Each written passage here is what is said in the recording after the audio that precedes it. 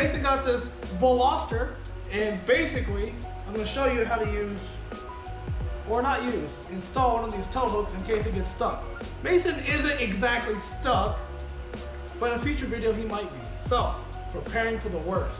Take a screwdriver and just shove it in this little hole and then poop it out.